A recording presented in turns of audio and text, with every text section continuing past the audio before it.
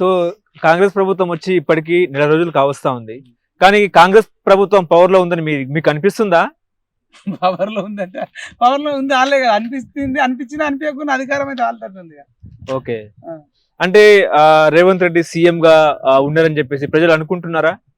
ప్రజలు అనుకున్నా అనుకోకపోతే అంటే నీకేమన్నా డౌట్, ఎందుకు డౌట్ వచ్చింది? నాకు ఇది డౌట్ వస్తుంది, ఎందుకు డౌట్ వచ్చింది? సీఎం ఇంకెవరు మరి ఎవరున్నారు అనుకుంటున్నారు? అంటే ఇప్పుడు డౌట్ ఎందుకు వచ్చింది అంటే ఇప్పుడు రైతు బంధు ఇవ్వలేదని చెప్పేసి, పింఛన్లు ఇవ్వలేదని చెప్పేసి అటు ప్రజల నుంచి వస్తున్న స్పందన నిజమే అంటారా? పెన్షన్ అంటే చాలా మంది అయితే నేను అడిగితే కూడా అవును ఇంకా పెన్షన్ పడలేదన్నారు, ఈ రైతు బంధు రాలేదని. నాకు రోజుకు ఒక 400-500 కాల్స్.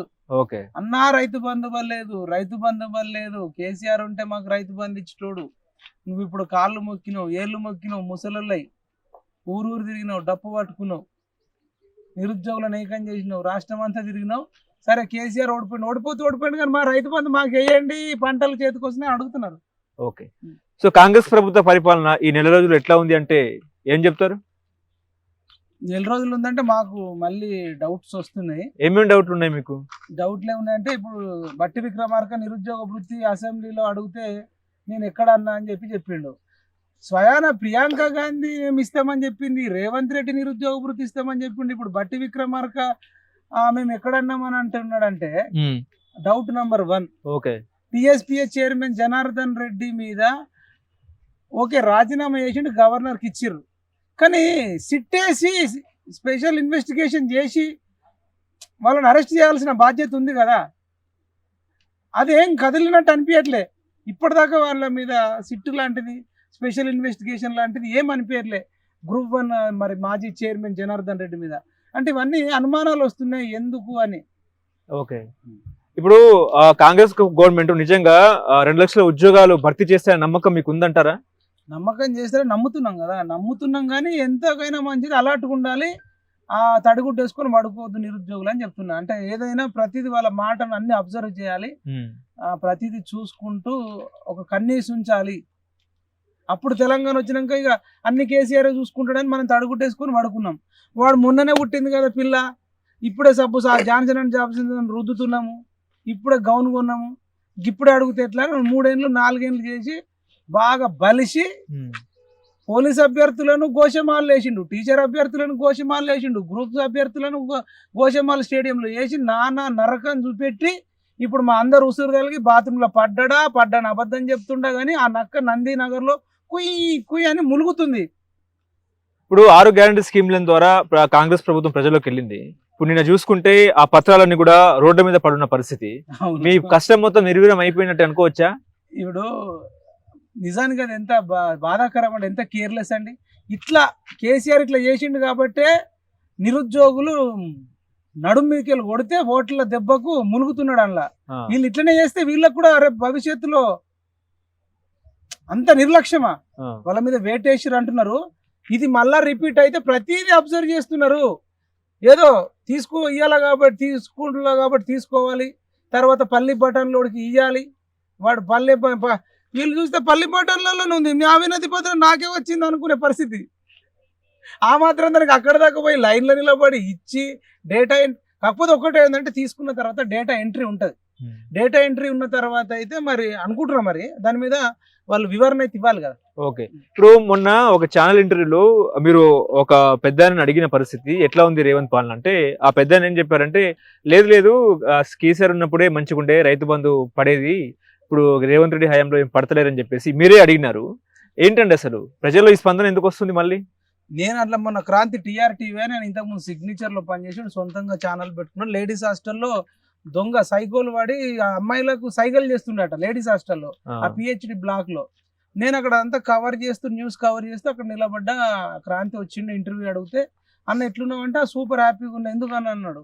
నీ అంతా ఓడించినాం కదా అందుకనే చాలా హ్యాపీగా ఉన్నామన్నా. ఎట్లా చెప్తున్నావు అన్నాడు. ఇట్లా తాత పోతున్నాడు. మరి కావాలంటే తాతను అడుగు, తాత నువ్వు కేసీఆర్ ఓడిపోయినందుకు సంతోషంగా ఉన్నావన్న, అది క్వశ్చన్. అంటే ఏం సంతోషం, వాడే మంచిగా ఉండే, వీడు వచ్చి ఏం లాభం లేదు కొత్త బిచ్చగాడని ఆయన అన్నాడు, నేను అనలేదు కదా. వాడు 10 ఏళ్ళు సంసారం చేసి అంటే మరి ఇక్కడ ఈయన కొత్త బిచ్చగాడు అనుకుందాం తాత ప్రకారం, మరి కేసీఆర్ పాత బిచ్చగాడు అన్నట్టే కదా. ఈయన కొత్త బిచ్చగాడు అయితే కేసీఆర్ ఎవరు? పాత పిచ్చగాడే కదా. ఓకే. అంటే తాతకు తెలియదు, తాతకు 2000 పెన్షన్ వస్తే ఇంత సీసలకలు తెచ్చుకొని పస తాగుదామని చూసిండు, అది అందలేవు టైంకు. ఓకే. ఇప్పుడు కాంగ్రెస్ ప్రభుత్వము పూర్తి స్థాయిలో 5 సంవత్సరాల దాకా ప్రభుత్వం ఫామ్ చేస్తుందనే నమ్మకం మీకు ఉందంటారా? ఎందుకంటే కేటీఆర్ అసెంబ్లీలో మాకు ఉన్న పర్సెంటేజ్ కాంగ్రెస్ కున్న పర్సెంటేజ్ ఎంత అంటే 1.85% మాత్రమే అని చెప్పడం జరిగింది. ఇప్పుడు కాంగ్రెస్ ప్రభుత్వం నిజంగా నిర్వీర్యంగా ఉంటుందా, లేకపోతే ఏమైనా డిస్మిస్ చేసే అవకాశం ఉందంటారా? అర్థం కాదు. ఇప్పుడు కేటీఆర్ అన్నాడు ఏంటంటే కాంగ్రెస్ ప్రభుత్వానికి మాకున్న ఓట్ల సంఖ్య ఎంతంటే 1.85% వచ్చింది, ఏదైనా జరగచ్చు అన్నట్టు ఆయన మాట్లాడినారు. ఇప్పుడు కాంగ్రెస్ ప్రభుత్వం 5 years దాకా నిలకడగా ఉంటుందా? నిలకడగా ఉండాల్సిందే నిరుద్యోగుల ప్రభుత్వం, ఇది కాంగ్రెస్ ప్రభుత్వం కాదు. ఎవడన్నా కేటీఆర్ కేసీఆర్ తేడా చేసి మా దగ్గర లక్షల కోట్లు ఉన్నాయి, ఒక్కొక్క ఎమ్మెల్యేకు 100 కోట్లు 1000 కోట్లు ఇచ్చి కొందామని చూస్తే లైబ్రరీలో పుస్తకాలు పక్కకు పెట్టేసి గడగొమ్మలు పట్టుకొని కేసీఆర్ను ఇల్లు ముట్టడిస్తారు, చుట్టూ ముట్టిస్తారు. అప్పుడు నిరుద్యోగులు అందరూ కలిసి ఎన్నుకున్నారన్న, వాళ్ళు ఏదైనా తప్పు చేస్తే మేము తిరగబడతాం. తిరగబడాల్సి వస్తే నిరుద్యోగులు రేవంత్ రెడ్డి మీద కానీ కాంగ్రెస్ ప్రభుత్వం మీద కానీ తిరుగుబాటు చేస్తాం, ప్రశ్నిస్తాం, అడుగుతాం. కానీ అక్రమంగా మేము కూలుస్తాం, అది చేస్తాం ఇది చేస్తామంటే నిరుద్యోగులు అందరు పుస్తకాలు పడేసి కేసీఆర్ చుట్టూ పోతారు. ఎందుకను ఆ దుర్మార్గుడు వస్తే వీళ్ళకి ఒక్క జాబ్ కూడా వేయడు, మళ్ళీ జనార్దన్ రెడ్డిని తీసుకొచ్చి పెడతాడు, మళ్ళీ వీళ్ళందరూ సూసైడ్ చేసుకునే పరిస్థితి వస్తుంది. కాబట్టి ప్రభుత్వాన్ని తెచ్చిన ఈ నిరుద్యోగులే ఈ ప్రభుత్వానికి వైఫై లాగా చుట్టూ కంచెలాగా ఉంటారు. ఆ ప్రభుత్వాన్ని కాపాడుకుంటూనే 2 లక్షల ఉద్యోగాలు డిమాండ్ చేస్తూనే వీళ్ళ మెడలు వంచుతాం, అటు వాళ్ళ మెడలు వంచుతారు. తేడా వస్తే ఎవడు ఊరుకోడు. పిచ్చి పిచ్చి కథలు పడొద్దు. 1% తక్కువ ఉంది, 2% తక్కువ ఉంది అంటుండు కదా, తలకాయ లేనోడు కేటీఆర్ గానికి ఇంకా మస్తీ మదం అంగుతలే, ఇంకా దున్నపోతు రెంకలేస్తున్నాడు. ఇట్లా దున్నపోతు బాగా పచ్చగడ్డి తిని గుట్టల మీదకి దుంకుంటే ఇట్లా పొదలు కనబడితే పొదలు, చెట్టు కనబడితే చెట్టు, మనిషి కనబడితే మనిషిని కూడా ఇట్లా ఎత్తేసాడు. ఇది ఎంజాయ్ చేస్తున్నట్టు అట్లా మదం ఎక్కి కొట్టుకుంటుండు. పోయినసారి వచ్చిన 88 సీట్లు, 88 సీట్లకి వెళ్ళి జస్ట్ ఇప్పుడు 39 సీట్లు వచ్చినాయి. 88 సీట్లు ఎక్కడ, 39 సీట్లు ఎక్కడ, ఒకటి టోటల్ 119 సీట్లలో 80 సీట్లలో ఓడిపోయాడు. 80 సీట్లలో ఓడిపోయాడు అంటే 70% ఆఫ్ ది పీపుల్ రిజెక్టెడ్. 70% ప్రజలు రిజెక్ట్ చేసిన తర్వాత సిగ్గు శరం లేకుండా 1% అనడం ఏందన్నా? 70% ప్రజలు రిజెక్ట్ చేసిరా లేదా చెప్పు? చేసిర్రు. 80 సీట్లు పోయినాయి, మనకు అయినా సిగ్గు వస్తలే. ఒక్క సీట్ ఓడిపోయినా, ఒకటే సీట్ ఓడిపోయినామంటే ఒక మీనింగ్. 70% ప్రజలు రిజెక్ట్ చేసినాక కూడా ఇవాళ ఒక స్టేట్మెంట్ ఇస్తుండే, ఏమనంటే సీఎం పదవి కన్నా కేసీఆర్ అనేది చాలా పెద్దదట, పవర్ఫుల్ అన్నాడు. మరి పవర్ఫుల్ అయితే మడితే మీ సంకలో పెట్టుకోండి. ఆ సీఎంను, ఆ కేసీఆర్ అనే పదాన్ని, ఆ కేసీఆర్ అనేటువంటి సంఖ నాకమని రోజు ఎవడద్దంటుండు. కేసీఆర్ సంఖ నాకమని ఎమ్మెల్యేలను ఈ బీఆర్ఎస్లో పోటీ చేసినోడు, గెలిచినోడు కేటీఆర్ను, హరీష్ రావుని వెళ్ళి ఆ కేసీఆర్ సంఖ నాక్కుంటుండు మన కదా. ఇంకెందుకు సీఎం పోస్టే పవర్ఫుల్ కాకపోతే ఈ సీఎం పోస్టుకు మళ్ళీ ఎందుకు పోటీ పడుతున్నాడు? ఈ సీఎం పోస్ట్కి ఎందుకు పోటీలో నిలబడ్డాడు? మళ్ళీ హ్యాట్రిక్ సీఎం కావాలని ఎందుకు అన్నారు? అదే పవర్ఫుల్ అయినప్పుడు ఒక గుడి కట్టమని, ఆ నందినగర్లో గుడి కట్టి ఆ పక్కకు ఒక బాబా వేషమో ఇంకో వేషం వేసి ఈయన దగ్గర త్రిశూలమో ఇంకోటో పెట్టి ఇంత బొట్టు పెట్టి ఇంకేదైనా చేసి ఇంత బంగారం వేసి మొత్తం తలకాయ పెట్టి తినేటప్పుడు ఓన్లీ తాగడానికి ఇయ్యమను. ఎవడొద్దంటుండన్నా? కేసీఆర్ అంటే అంత పవర్ఫుల్. అది అవును. ఏ రకంగా పవర్ఫుల్? నైమ్ కంటే danger. Yes, powerful in rowdyism.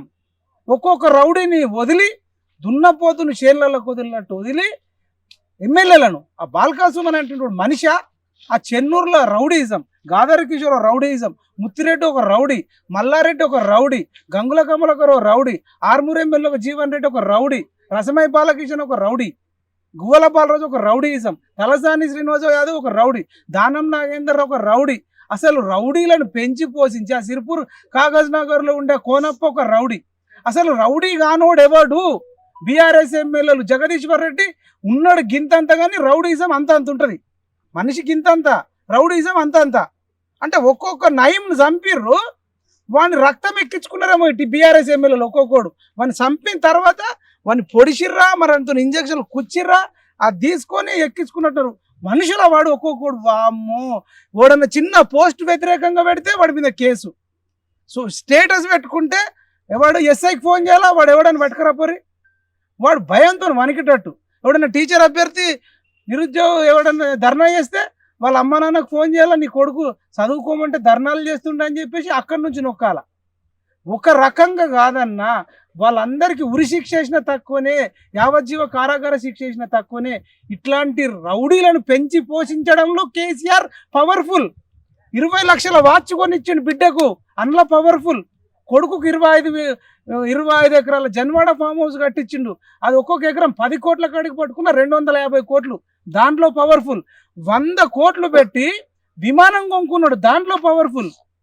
300 ఎకరాల ఫామ్ హౌస్ కట్టుకొని కాళేశ్వరం నుంచి, ఎక్కడ చెన్నూరు కాళేశ్వరం, అక్కడి నుంచి ఈ 300 ఎకరాలకు నీళ్లు తెప్పించుకోవడానికి మల్లన్న సాగర్ అనే ఒక డ్యామ్ కట్టి అక్కడ 14 ఊర్లను కూల్చి, ఒక మనిషిని మింగినోని చూసినావు, 2 ఊర్లను ఇద్దరిని చంపినోని చూసినావు, కానీ 14 విలేజ్లలో దాదాపు ఒక 20,000 జనాభాను మింగిన దాంట్లో పవర్ఫుల్. నేను మల్లన్న సాగర్ బాధితులు తట్టుకెళ్ళిన, ఎక్కడో గక్కడ ఉన్నదాన్ని ఫామ్ హౌస్ కోసం పొక్కలు ఒడిసి చేసిన, దీంట్లో పవర్ఫుల్లా. ఊరికి బెల్ట్ షాపులు తీసుకొచ్చిండు. ఒకప్పుడు ఒక వైన్ షాప్ ఉంటే ఇప్పుడు ఊరుకు 4 వైన్ షాపులు, బెల్ట్ షాపులు, దాంట్లో పవర్ఫుల్. గంజాయి విచ్చలవిడిగా అమ్మడంలో కేసీఆర్ పవర్ఫుల్. ఇదా మనిషేనా, పశువా? రైతు బంధు 600 ఎకరాలు ఉన్నోడికి ఇవ్వడంలో పవర్ఫుల్. భూమి లేనోడు చచ్చిపోవడానికి పుట్టినోడు అట్లా పవర్ఫుల్. చెప్పు, నేను చెప్పిందని లేదు తప్పున్నది.